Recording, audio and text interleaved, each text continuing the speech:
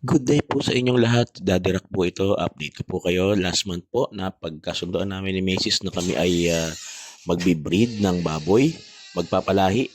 Kaya ayan po, sinimula namin magpagawa ng kulungan na good for two inahin, dalawang inahin. Ayan, kung makita nyo yung baboy namin na andyan. Ayan, ito yung hindi pa ito tapos.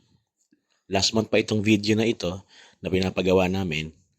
Ayan yung aking father-in-law at kasalukuyan niyang ginagawa yung mga kulungan sa kabila. At ayan po yung aking biyenan, si Papa na nasa kabilang kulungan. Siya yung nagse-set up para dun sa kabilang kulungan na medyo mas maliit. Kasi yung gagawin namin dito is dalawang malaking kulungan at isang maliit para sa isa pang inahin. So tama lang yon para sa dalawang inahin na binabalak namin. Pasalamat talaga ako sa biyenan ko na napaka-skillful, napakasipag at napakabait. Ayan si Jenny. Ayan, may pangalan yung baboy namin si Jenny.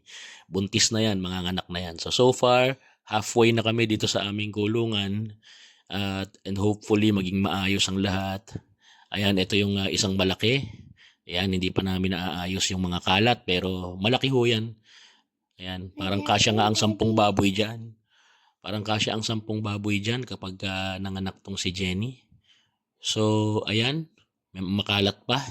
Pero syempre gumagawa pa kami kaya hindi pa yan talaga tapos. Pero hopefully.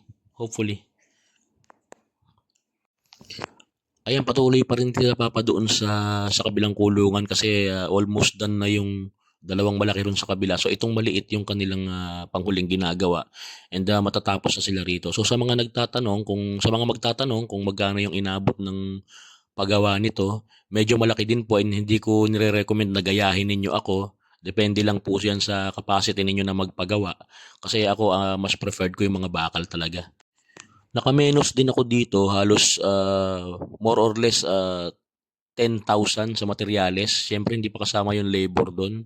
As you can see, mga skilled yung mga tao na gumagawa. May mga welder kasi marami kasing bakal yung components ng mga kulungan na ginawa namin. So ganun ang inabot. So pwera yung labor.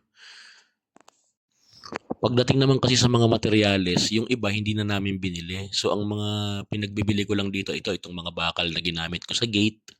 Yan, yung mga simento, yung hollow blocks, yan mga binili ko yan.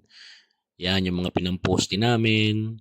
Yung buhangin dito, fortunately, hindi namin binibili. May nakukuhanan kami ng libre doon sa aming malapit sa bangkerohan.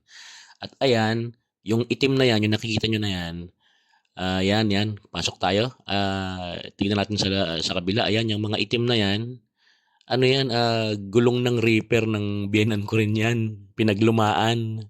So, hindi na magagamit. So, ginawa niyang bakod. Ang galing ng idea ng biyenan ko eh. So, kung isasama mo sa cost yan, mahal yan. Kasi, syempre, mahal ang gulong ng reaper eh. Pero, syempre, hindi mo na isasama yan dahil kinabit lang ni Papa yan. Pero, matibay yan. Di ba? Nakamenos ako sa hollow block. At saka yung mga yero-yero na ginamit dyan, syempre, mga libre na yung ibang materyales na ginamit namin kasi nga dito na rin ang galing lahat. Yung mga pinaggamitan na yero, yan na rin yung mga ginamit na pang-alulod. Tsaka yung iba pinambubong din. Yan, yung lumang bubong ng jeep na hindi na magagamit, ginamit yung bubong. Napaka-resourceful ni Papa. Siyempre, sayang nga naman yung mga gamit na hindi niya na magagamit kung itatapon lang niya, edi gawin na lang kulungan ng baboy. So far yun ho muna.